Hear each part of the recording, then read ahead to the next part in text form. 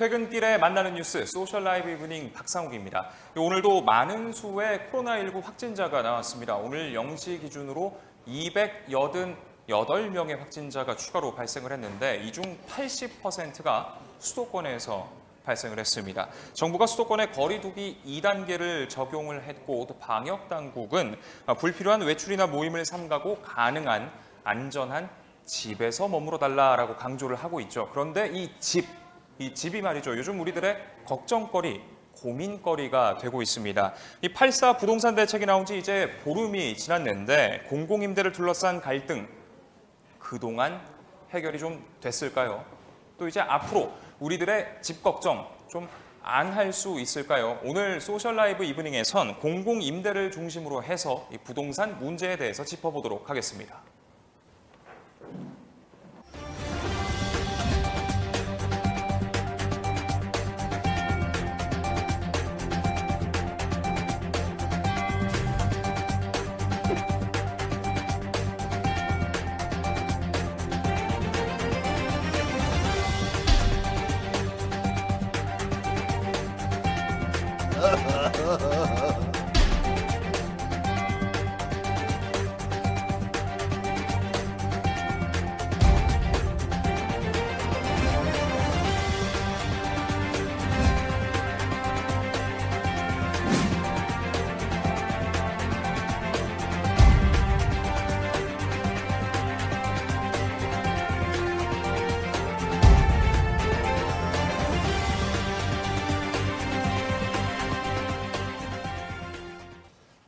네, 소셜 라이브 이브닝 오늘은 전화 인터뷰로 먼저 시작을 해보도록 하겠습니다. 이 공공임대주택을 두고 갈등이 곳곳에서 벌어지고 있는데요.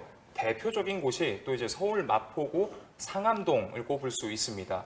왜 반대하는지 한번 직접 이야기를 들어보도록 하겠습니다. 상암동에 10년 동안 거주한 지역 주민이신데 상암 지역주민연합회 이용석 간사와 전화 연결을 해보도록 하겠습니다. 네, 이 간사님 나와 계시죠? 예, 안녕하세요. 예, 안녕하십니까.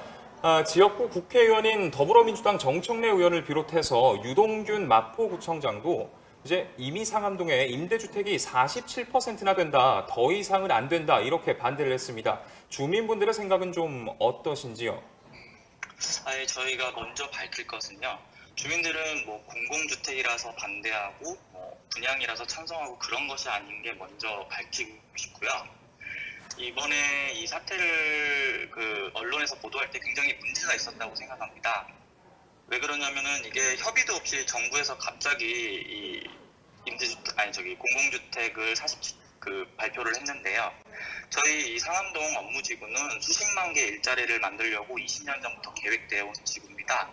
그런데 갑자기 주택 공급이 예고도 없이 떨어졌고 지역 정치인들도 브리핑하기 쉽지 않은 상황에서 여러 가지 이유를 근거로 내세웠는데 언론하고 정부는 공공주택 반대한다는 자극적인 기사만 계속 앞세웠습니다. 지역 이기주의 프레임으로 저희의 실제 내용과는 전혀 다른 게 계속 보도되어 있어서 저희 주민들은 너무 힘들어하고 있고요. 그리고 단어부터 이 미매각부지라는 단어를 자꾸 사용하시는데 이게 마치 팔리지 않은 땅인 것처럼 말하는데요. 이거는 저번에 다른 사안으로 있던 피해 호소인 같은 말장난이라고 생각합니다.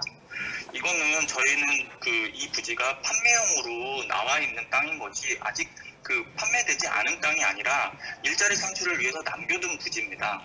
그런데 아까 말씀하신 임대주택이 47%나 된다. 이것은 사실이 맞습니다. 네. 일단 그러면은 말씀 주신 내용이 임대주택이라는 것에 반대를 한다기보다는 뭔가 이제 추가로 주택이 새롭게 더 들어오는 것에 반대한다 이렇게 좀 정리를 해볼 수 있을 것 같은데 그렇다면 이제 그런 이유는 또 어떤 것을 꼽을 수가 있을까요? 이번에 8.4 대책의 전체 공급 물량 중에서 70% 가까이가 저희 마포구가 아니라 저희 일개동 여기 상암동 한 곳에만 발표되었는데요. 네. 저희가 지금 지정된 부지들은 약 10만 제곱미터를 조금 넘는 부지로요. 잠실 롯데타워 2개 정도 부지에 불과합니다. 그런데 6,200세대를 여기다가 주택 공급할 수 있는 부지가 전혀 아닙니다. 공공이건 분양이건 상암동에는 더 이상 집을 지을 땅 자체가 없습니다. 이번 대책 중에 다른 곳을 예로 들면은 태릉 같은 경우에 80만 제곱미터의 만세대를 공급한다고 하는데요. 상암동은 10만 제곱미터의 6,200세대입니다. 옆에 덕은지구라고 신도시로 분양하는 곳이 60만 제곱미터인데 주택 공급이 4,500세대가 조금 넘습니다. 산술적으로도 맞지도 않고 초고층으로 용적률을 적용해서 주택을 넣는다고 해도 예를 들면 잠실 롯데타워에 2,000세대를 넣으면 어떤 모양으로 들어갈지 사회자분께서도 한번 상상해 보시면 좋겠습니다. 기반시설이나 이런 건 건설에 대한 거는 둘째치고 네. 지금 남아있는 이 부지에는 그 세대수를 감당할 수 있는 그런 그 부지가 안 된다고 생각합니다. 이제 말씀하셨던 그런 기반시설 중에서 주민분들께서 학교에 대한 언급도 많이 하셨던 걸로 알고 있는데 상황이 어떻습니까? 학교 문제는 저희가 뭐 다른 언론이나 이런 곳에 굉장히 많이 어필을 하고 여기 상암동 현수막 같은 곳에도 많이 어필을 하고 있습니다. 실제로 상암동 중학교는 그 초등학교는 3군데가 있는데 중학교는 하나밖에 없어요. 하나밖에 없는 상태에서 저희 그 상암동 중학교는 서울 평균이 한 500명대가 학생 수인데요, 중학교. 네. 상암동의 상암중학교는 1,150명으로 2배가 넘는 아주 과밀학급입니다. 과밀학급입니다. 그런데 제가 이거에 대해서 한마디 하고 싶은 게 있는데요. 네네. 어제자 JTBC 기사에서 저희 그 주민들은 저희 주민들이 주장하는 이 중학교 이 과밀 문제가 사실은 별 문제가 없는 것처럼 다뤘습니다. 왜 그랬냐면은 주민들의 속내가 무엇인지 아냐 이런 자극적인 단어로 기사를 쓰셨고요. 팩트와도 다른 계산법으로 전체 주민을 의혹했어요. 이유는 원래 이 상암중학교는 23학급으로 인가를 받았고요. 교실이 모자라가지고 3번이나 증축해서 지금 40학급이 됐거든요. 그래서 거의 2배나 되는 학급이 되어 있는데 이 전체 수에서 지금 늘어나 있는 40학급을 단순히 나눠가지고 이렇게 나눴더니 몇 명 더 평균보다 몇 명 되지 않는다 반당 네. 그런 식으로 해가지고 전체 과밀에 대한 얘기를 좀 이상한 방향으로 흘러가게 만들었어요. 그런 식으로 얘기하면은 학교 부지는 그대로인데 50학급, 60학급 거기에 집어 넣으면은 어떻게 되겠습니까? 학교에 교실만 있는 게 아니잖아요. 운동장도 필요하고 아이들 급식 시설도 필요하거든요. 실제로 여기 아이들은 이 지역의 집 앞에 있는 중학교인데도 배정을 못 받아서 버스 타고 1.5km 떨어진 다른 동네로 가고 있는 현실입니다. 그러면 거기에 있는 그 1.5km가 떨어진 옆 동네 학교 아이들은 또 우리 동네 아이들 때문에 다른 지역으로 또 밀려나는 현상이 생깁니다. 이런 식으로 연차적으로 문제가 있기 때문에 저희는 학교가 상당히 문제 있다고 계속 말씀드렸고요. 그리고 여보세요? 네네, 말씀하십시오. 예. 그리고 그 학교를 계속 더 증설해달라고 교육부에 계속 요청을 했는데 수년간 교육부에서는 상암동에는 더 이상 중학교를 지어줄 땅이 없다고 하고 거부당했습니다. 그런데 이번에 이렇게 갑자기 주택용 부지가 어디서 짠하고 나타난 거죠. 그런데 이제 사실 이 과밀학급이라는 표현 자체는 엄밀히 기준이 있긴 합니다. 이 초중등교육법에 따르면 초등학교 같은 경우는 한 학급에 32명, 중학교는 이제 36명을 초과하는 걸 이제 그럴 때 과밀학급이라고 저희가 부르고 있는데, 일단 그러면은 그 기준을 넘기는 상황은 아닌 건가요? 아니요. 그 기준보다도 훨씬 넘고요.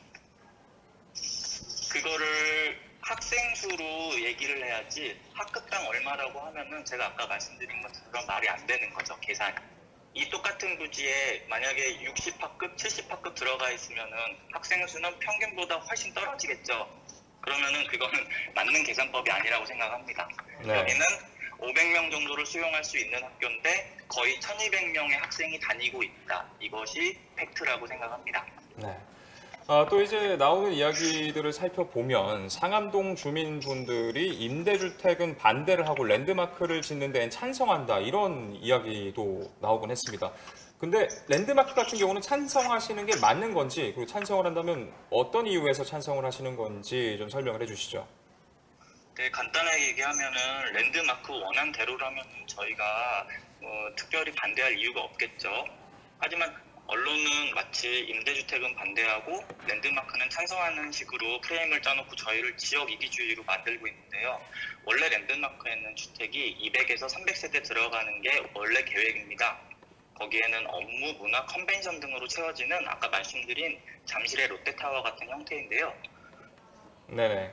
기자님도 요 앞에 부지가 가까우니까 잘 보셨을 거 아니에요. 네네. 그 작은 부지에다가 2,000세대를 넣으려면 어떤 모습의 그 집이 들어갈지 한번 상상이 되십니까? 저희가 찬성하는 것은 원안대로 진행하는 이 DMC 사업 전반에 대한 이야기고요. 공동주택에 대해서는 저희는 입장을 내놓은 적이 없습니다. 네. 환영을 하는 것도 아니고 반대도 아니고 공급 자체가 불가능하다라는 게 저희 팩트입니다. 네, 일단 공급 자체가 어려운 상황이다. 그리고 이걸 결정하는 과정에서 그 어떤 뭐 소통 과정도 없었다. 자, 그렇다면 예, 전혀 없었습니다. 예를 들어서 정부가 어떤 대안을 제시한다던가 어떤 대책을 제시를 했을 때에는 공공임대를 찬성할 수 있게 되는 그런 입장이 좀 달라질 수 있는 여지는 있는 걸까요? 그 여지라는 거는 뭐 어떤 식으로 풀어가야 될지는 저희가 잘 모르겠지만 이 지역은 제가 앞서 설명드린 것처럼 수십만 개 일자리를 창출하고 뭐 그런 목적으로 균형 발전을 위해서 개발된 그런 계획 도시입니다. 그런데 20년 동안 개발 계획을 기다려왔고 저희는 순수하게 기다렸는데 2주 만에 이렇게 갑자기 말도 없이 이런 주택 공급 대책을 그것도 서울 한 개 동에만 이렇게 거의 집중 포화하듯이 놓는다는 것은 주택 부지도 더 없는 상황에서 그거는 저희가 너무 억울하고 주민들 자체가 너무 힘든 그 미래를 맞이하게 될 것입니다. 그리고 가장 문제가 되는 게 저희가 여기에 사는 어떤 그 뭐라 그럴까요? 공공에 살든지 부당에 살든지 뭐 임차인으로 살든지 그런 것에 대해서는 주민들은 여태까지 전혀 문제가 없었어요. 왜냐하면 알 필요도 없고 주민들끼리 전혀 문제된 적도 없었습니다. 이것은 공공주택이라서 반대하고 분양이라서 찬성하고 이런 것이 아니고요. 아까도 말씀드린 것처럼 더 이상 포화돼가지고 들어올 땅이 없고 네. 학교도 지어주지 못한다고 하고 있는데 어떻게 주택이 6,200세대 거의 신도시급으로 들어올 수가 있겠어요. 이 작은 부지에. 그거는 아무리 100층, 200층을 지어도 굉장히 말이 안 되고 비어있는 땅이라고 무조건 집을 짓는다는 거는 상식에도 맞지 않습니다. 네네.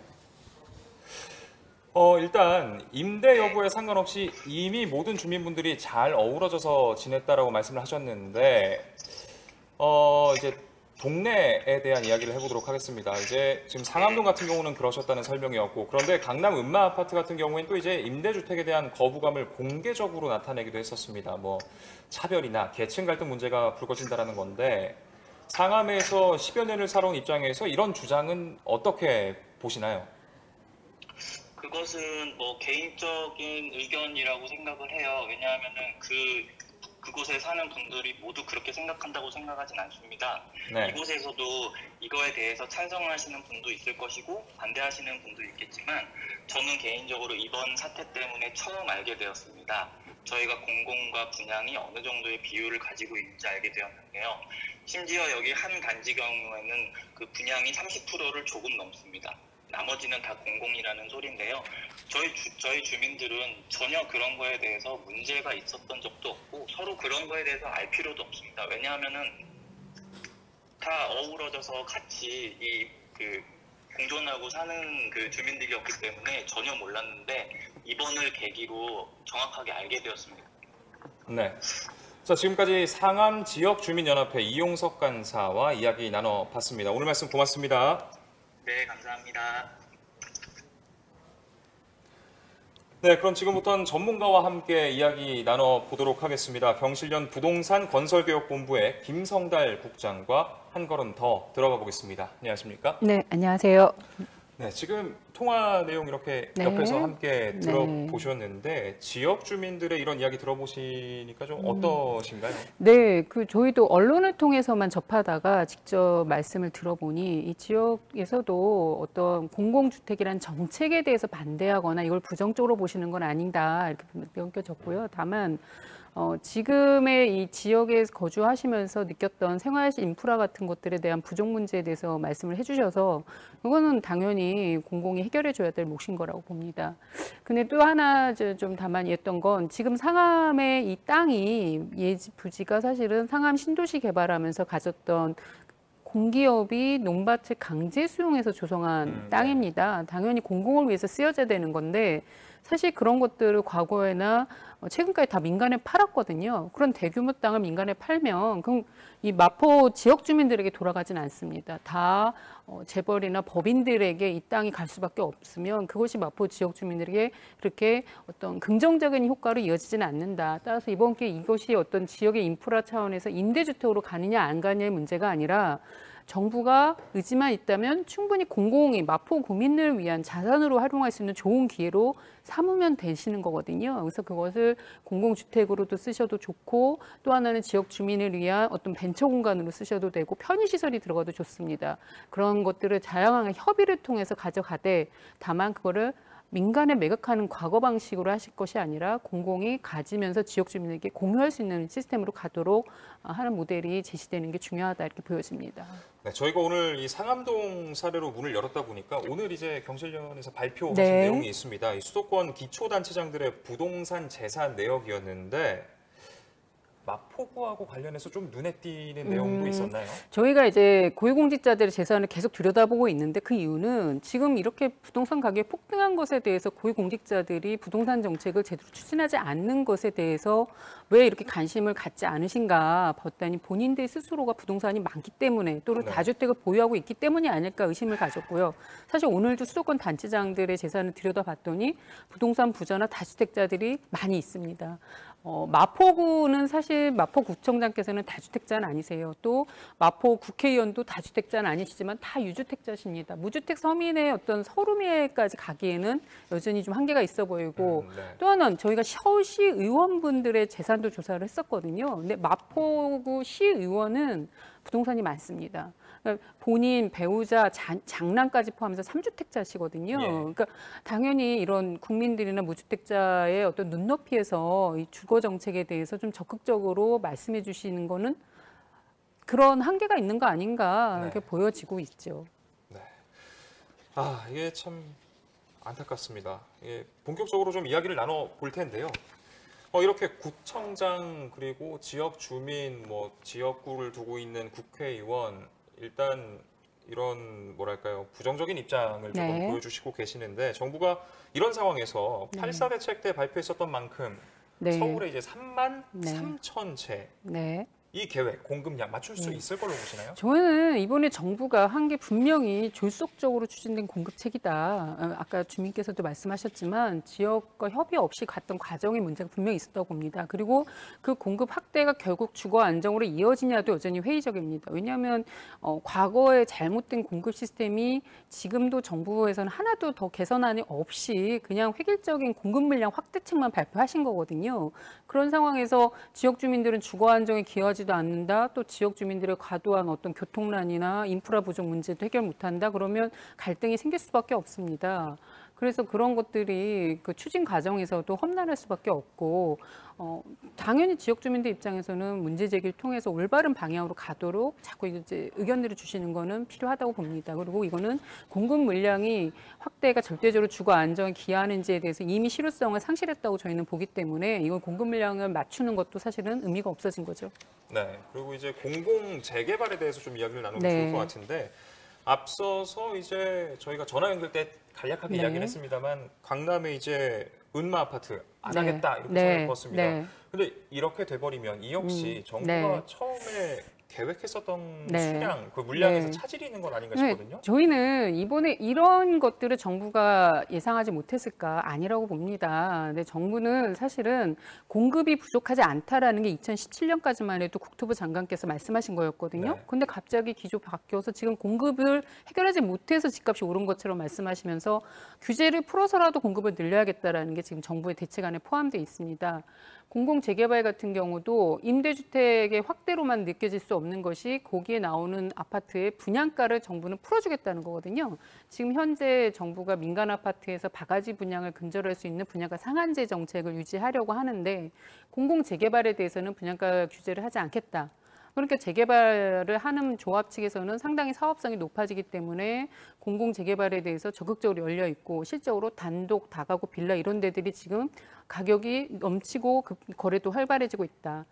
반면에 공공재건축, 음마아파트 같은 경우가 이제 재건축인데요. 재건축에 대해서는 지금 현 정부는 분양가 상한제를 풀어줄 생각은 없다. 네. 다만 용적률을 올려줘서 용적률을 올려주는 만큼의 공공주택을 가져와서 그거를 반은 일반에게 분양하고 반은 임대주택으로 공급하겠다. 그래서 공급 물량을 맞추겠다는 건데요. 사실 그 조합 입장에서는 임대가 들어오는 것도 문제고 과밀해지는 것에 대한 문제도 있지만 절대적인 그 조합 측에서 반대하는 건 분양가 상한제일 거라고 보여집니다. 네. 상한제가 들어오는 순간 사업성이 맞춰지지 않기 때문에 재건축을 할 수 없는 상황까지도 고려해야 되는 상황이 되기 때문에 지금 정부에게는 정부는 공공임대 줄 테니까 용적률 올려주겠다고 하지만 조합은 그걸로는 만족 못해 분양가 상한제와 같은 더 큰 규제 완화를 요구할 것으로 예상이 됩니다. 그럼 정부는 이것을 계속 지금처럼 분양가 상한제 막겠다라는 입장을 고수할 것인가? 공공주택을 늘려야 된다라는 명분 삼아서 다시 또 그 규제조차 풀어줄 것이지 않을까. 그럼 결과적으로는 주거 안정에도 기여하지 못하고 어떤 재건축의 바가지 분양만 유도하면서 주변 집값까지 끌어올리는 그런 정책이 나올 것으로 우려가 커지거든요. 그럼 그것은 애초에 우리가 요구해왔던 주거 안정하고 아주 멀어지는 오히려 주거에 더 안정이 역행하는 정책이 될 것으로 예상이 되는 거죠. 그런데 참 반대로 말이죠. 네. 만약에 이렇게 정부의 계획대로 민간 재개발 조합이 공공 재건축에 참여를 한다고 했을 때, 네. 이제 물론 음마 아파트 경우는 안 하겠다라고 했지만 음마 아파트가 한다고 했을 때 기부 체납으로 이렇게 확보가 된 임대 물량이 네. 과연 공공임대라고 할 만한 가격선을 보여줄지도 사실 그게 걱정입니다. 매우 이제 말씀하신 것처럼 공공이 가져와서 그거를 다시 서민들에게 어떻게 공급하냐도 중요합니다. 왜냐하면 지금까지 공공이 공공주택을 공급하지 않은 게 아니거든요. 뭐 광교, 마곡, 판교, 위례에서 수많은 공공주택이 나왔습니다. 근데 그것이 집값을 낮추지 못한 채 집값을 끌어올리는 결정적인 원인이 분양가가 너무 높았기 때문입니다. 그리고 정말 서민들이 필요한 임대주택은 조금 짓고 대부분을 분양했기 때문이거든요. 지금 정부가 공공 재건축을 통해서 임대주택 반은 공공주택으로 민간에 팔겠다는 겁니다. 그럼 그 가격을 시세보다 조금 낮춘 가격으로 공급하겠다라는 건데 다들 아시겠지만 문재인 정부에서 집값이 너무 많이 올랐습니다. 네. 한 채당 서울 아파트 한 채당 3억에 오른 상황에서 시세에 조금 낮춘다는데 그것이 서민들이 부담 가능한 주택이냐. 오히려 주변 집값과 비등비등하면서 서로 끌어올리는 악순환으로 이어질 것이 과거로 봤을 때는 뻔해 보이거든요. 그러니까 그런 가격도 매우 중요한데 지금 정부는 그 가격에 대해서 그냥 시세에 조금 낮은 값으로만 얘기하시지 절대적으로 원가 중심의 가격으로 얘기하지 않으세요. 그래서 네. 그런 것들도 서민들에게 어떤 주거비 인하 효과로 가져가기에는 우려스러움이 있다. 또 하나는 여기에 들어가는 일부 수분양자만 혜택을 봐서 될 문제가 아니거든요. 서울에 사는 1000만 가구의 무주택 서민들이 400만, 500만이 있다면 그분들은 지금 현재 내가 지불하는 주거비 인하 효과로 이어져야 합니다. 그러려면 아까 말씀드린 것처럼 절대적으로 그 공급되는 주택의 가격이 낮아야 되는 거고 원가 중심으로 가는 것은 정부가 지금이라도 해법을 제시해 주는 것이 필요한 거죠. 네. 많은 분들께서 지금 이제 댓글로 의견 보내주시고 계십니다. 저희가 이제 유튜브, 페이스북, 네이버 네. TV를 통해서도 라이브를 하고 있는데요. 유튜브에서 일단 아이디 강주원님께서는 불가피하다면 다른 곳과 좀 양을 분산해서 임대주택을 네. 지을 수는 없는 걸까요? 이런 네. 의견 주셨고요. 또 네이버 TV에서 요라비님, 정부가 상암 주민들을 위한 인프라를 제공하면서 임대주택도 추진을 해야 할 것 같습니다. 이런 의견도 주셨습니다. 자, 그렇다면은 약간 이제 주거 비용에 대해서도 말씀을 해주셨으니까 조금 두루뭉술할 수도 있습니다만 모두가 고민하는 부분입니다. 이런 대책, 집값을 안정화시킬 것이냐. 저희는 지금 정부가 발표한 8.4 대책, 6.17 대책, 저 거슬러 5.6 대책, 70 대책, 최근에 한 두세 달 사이에 정부가 굵직굵직한 4차례의 대책을 발표를 했는데 집값이 지금 떨어지고 있습니까? 안 떨어지고 있습니다. 이게 바로 정부 정책의 뭔가 문제가 있다라는 걸 보여주는 거거든요. 오늘 홍남기 부총리께서는 시장에 나타난 효과가 조금 있어야 될 것이다라고 하시지만 과거에도 봤다면 뭐 집값은 떨어지는 게 아니라 조금 버티다가 또 다른 규제나 다른 정부의 규제 완화를 요구하는 목소리로 이어지면 다시 반등하는 이런 그렇죠. 것들이 반복되어 왔기 때문에 이 지금 대책도 그런 효과로 보여집니다. 결정적으로 정부가 지금 이 정부가 하고 있는 것이 보유세도 좀 올렸다고 하시고 대출 규제도 강화하셨다고 하는데 공급은 전혀 개혁하지 않았습니다. 공공이 과거에 공기업들이 수많은 아파트를 통해서 땅 장사로 배불린다라는 비난을 받아왔음에도 불구하고 지금도 그 장사 논리에 여전히 빠져 있어서 한쪽에서는 땅을 팔겠다라는 게 이번 대책의 핵심이거든요. 어떻게 보면은. 그리고 또 하나는 그런 땅을 팔고 아파트를 파는 과정에 건설업계가 또 들어가서 물량을 보존해 주는 것들이 깔려 있기 때문에 이거는 무주택 서민의 주거 안정이 아니라 공기업과 건설업계의 어떤 막대한 부당이득만 안겨주는 것이 아니냐 이런 것들이 훨씬 더 저희로는 우려스러운 점이 있는 겁니다. 네, 이게 참 계속해서 우려만 이야기해서 너무 안타깝습니다만 그렇다면 이제 질 좋은 공공임대 과연 가능할까 이야기를 좀 네. 나눠보겠습니다. 일단 문재인 대통령이 직접 누구나 살고 싶은 이제 서민층부터 뭐 저소득층부터 중산층까지 포함하여 누구나 살고 싶은 이런 공공임대주택을 만들겠다라고 했습니다. 그런데 이제 뭐 유튜브에서 아이디 표재현님 임대주택의 공급 면적과 임대료가 현실적으로 맞지가 않는다. 유튜브에서 네로님 솔직히 행복주택, 임대주택 6에서 10평짜리 좀 그만 지었으면 좋겠다. 어떻게 해야 될까요? 괜찮은 주택을 지으면 좀 사람들의 인식이 네. 나아질 수 있을까요? 공공주택이 질적으로 좋아져야 되는 건 당연히 해야 되는 문제. 과거에 뭐 이렇게 성냥갑처럼 지어서 조그만 닭장주택을 지었다라는 것이 지역 주민들에게 반발도 분명히 있는 거거든요.